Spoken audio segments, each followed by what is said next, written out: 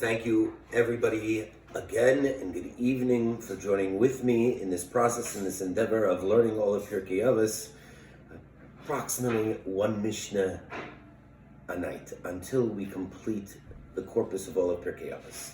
V'shuschem, with your permission and with the permission of friends old and new. Last night we learned the dictum of Rabbi Gamliel. Tonight we learned the dictum of his son, the next Mishnah. Shimon ben Omer, Shimon, his son, says, all the days of my life I grew up amongst the sages and the wise men of Klal Yisrael.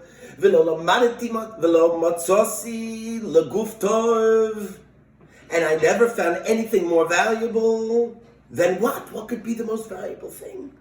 Mishtika, than silence itself. And learning in the base medrash is not the most important thing, nor is it the most vital thing. Ella hamaisa, rather action is more important. And the literal translation that I'll go with now at this point in our discussion is and anybody who increases things brings himself to sin and iniquity. Shimon's father, as we learned last night, was called Rabbi Gamliel. But if you look here, and right at the beginning of this Mishnah, we don't see the next generation of rabbis, so to speak. Rather, what does it say? Shimon beno. He doesn't have the honorific of rabbi. So why doesn't Shimon, this Shimon, as he was popularly known throughout all of Jewish literature and all of Shas as Rabban Shimon ben Gamliel, Rabban Shimon ben Gamliel, why here in this Mishnah is his name simply Shimon? So some would like to suggest that when he authored this particular dictum, he was not the Nasi of Klal Yisrael yet. That's one. Some say that since Shimon was the son of Rabban Gamliel, we see here again in this Mishnah the omission of Kibel Mehem, or who Kibel Me'oviv, that he acquired the Torah and the Masorah from his father. Because as I explained last evening, that when it comes to a transmission from father to son, and so on and so forth, in an unbroken chain of one family, it's not necessary to explain that he acquired it from the previous generation. It is simply presumed. Now, who was this Shimon, the son of Rabban Gamliel? So Yosifon, as he's more appropriately called within Jewish literature, but as called in secular literature, Josephus, he records the following statement concerning Rabbi Shimon ben Gamliel. Rabbi Shimon ben Gamliel was one of the Pharisees, he was one of the Perushim, and according to Josephus, excelled all others in the accurate knowledge of the Torah. Remember last night I discussed that if you want to transmit from one generation to the next generation the Torah and the Masorah, it must be perfect. And therefore, the Sinai, the one who has encyclopedic knowledge, is better and more appropriate for that role of leader of Klal Yisrael than the person who has great logic and great svara. So therefore, based upon this statement of Josephus, I'd like to suggest that this is a raya and a proof that he was the Sinai of his father. Or maybe he was the dawn of his father, of a new era. In any event, and be that as it may, thus some speculate concerning the time in which Rabbi Shimon ben Gamliel lived. It was a time that was rife with Roman executions and bloodshed.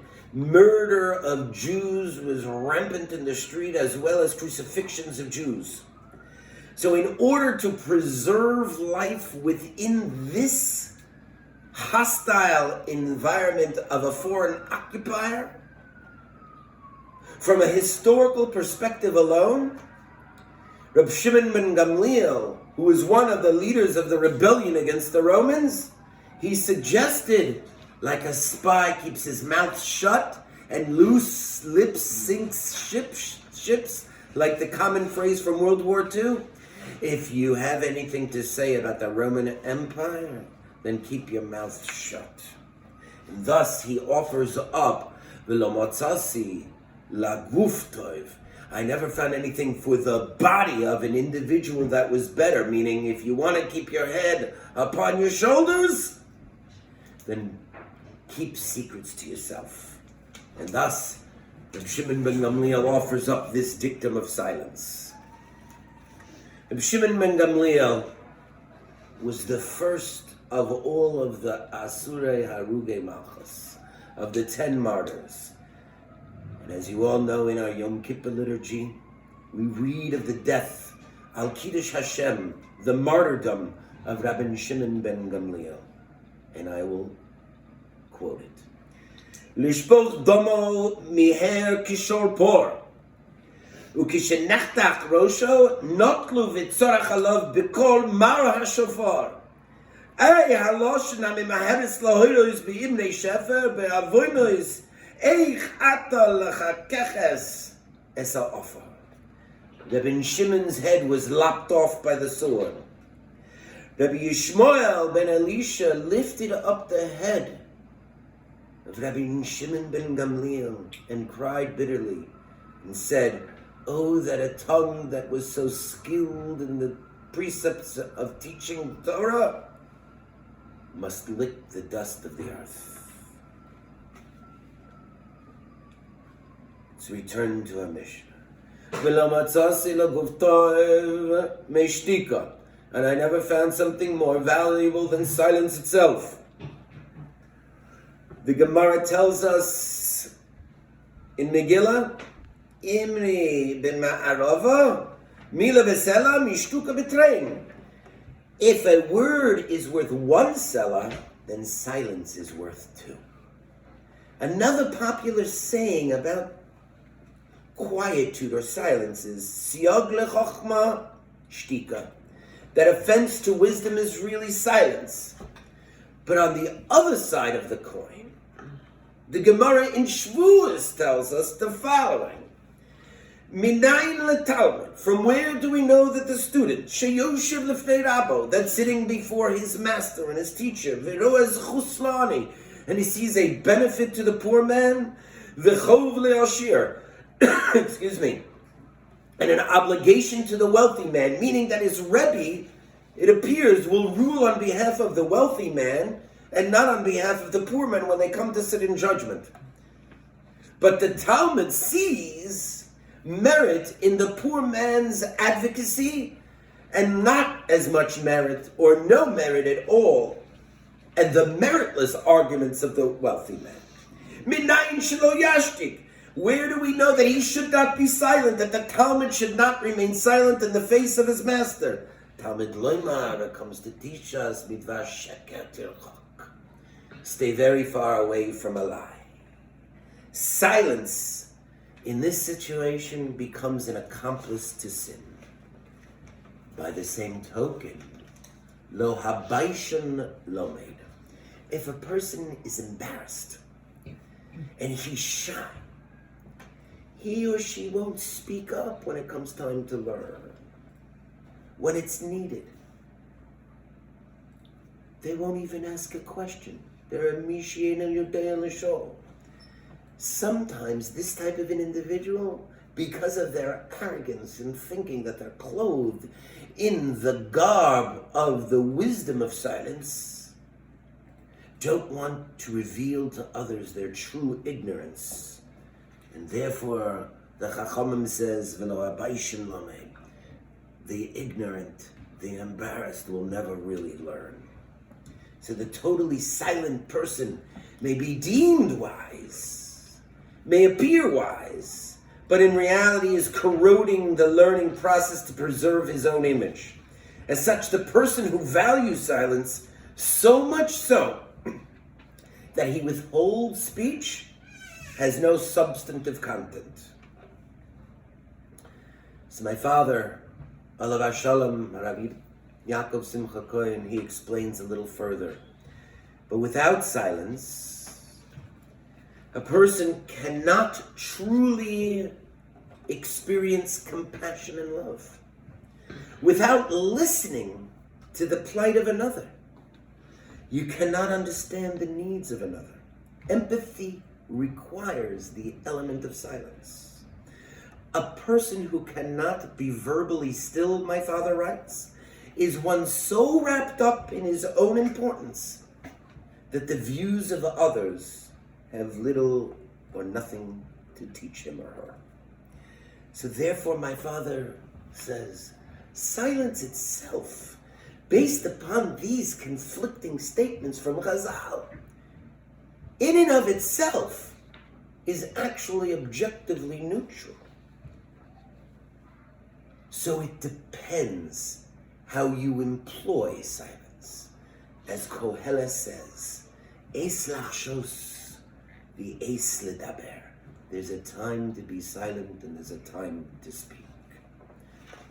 Rabbi Said of Shimon ben Gamliel, he continues, Shimon ben Yomer, Shimon says, V'lo ha-medrash ha-yikar elo ha-maisa, and learning in Torah in the Beis Medrash in the ivory cloistered towers of the Beis Medrash is not the ikar, is not the important, elo ha-maisa, rather action. Notice what Shimon ben Gamliel's father said, Asei l'chorav, make for yourself a rabbi. Notice what Shammai said before him in the prior Mishnah. Asei toiros chokeva, make your Torah permanent. Emor ma'at ve'asei habe, say little and do a lot. Rab Moira, ve'raboisai, more v'rabotai. What is the ikar that we are learning in a stream of consciousness from 3 generations, one after the other, and even Hillel before him when he says, Ohev shalom v'rodev shalom, that if you want to be a lover of peace, then you have to be a rodev shalom, that you have to have action. So in 3 succeeding generations, Hillel and Shammai, Rabbi Gamliel and Rabbi Shimon ben Gamliel, what is the ikar? What is the most vital role that an individual can play in life? Maisa, Aseh, Asiya, action. Actions speak louder than words. Silence, according to my father, is merely a vehicle and a medium to an accomplishment of a goal. So thus comes along Rabbi Shimon ben Gamliel, and he says the following in continuation in his Mishnah, V'lo ha-medrash ha-ikar, and not study alone is the most important, ela ha-maisa, rather action. V'chol hamar b'devarim, and anybody who gathers to themselves many things, mevi chet, brings sin. Don't read it v'chol hamar b'devarim. Anybody who acquires a lot of things, rather, chol hamar b'diburim, anybody who speaks a lot. Chazal teach us, excuse me, same mistake that I made several Mishnahs ago. It's not Chazal, it's the Torah itself. Eov says, Odom le'umol yulad, a man was born to toil and to work. The Chazal say, notice the word le'umol, to toil. Umol, le'umol, to toil and to work is really Roshei Teves. Lamed, lilmod. Ayin, al, mem, menas, and lamed again lasos. Lilmo, to learn on the condition to do.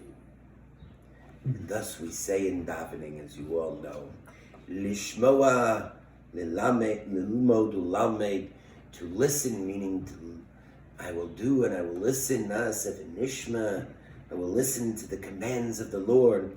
Lilmo, lamed, to learn them and to teach them, lishmor, to guard them, vilasois, and to do them. And in this manner, and in this way, and in this derech, through this vehicle and medium, lekayim eskaval divrei salmo toidosecha bi'ahavo. Good night.